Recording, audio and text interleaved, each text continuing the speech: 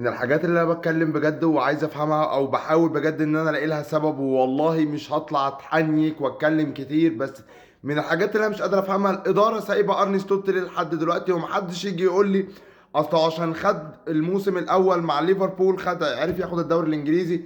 جدعان، للي ما يعرفش ليفربول طلع بموسم صفري في كل شيء، باكتر الطرق المفضوحه اللي ممكن نكون شفناها في حياتنا، في تاريخ حياتنا الحديث مثلا يعني. للشباب الجديد اللي لسه مشجع ليفربول مثلا جديد، صدقني ان هتدور في التاريخ مفيش اوسخ من ده مدرب، غير ممكن يكون على نفس قدر من الوساخه. هو مدرب كان اسمه بريندن روجرز، كان قبل يورجن كلوب، كان بنفس الوساخه دي وبنفس القذاره وبنفس النجاسه دي.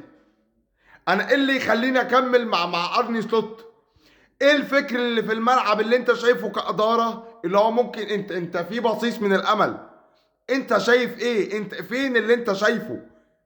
يا راجل ده فرقة اتصرف عليها نص مليار جنيه استرليني او نص مليار يورو، وفي الاخر انت طلعت بموسم صفري بس.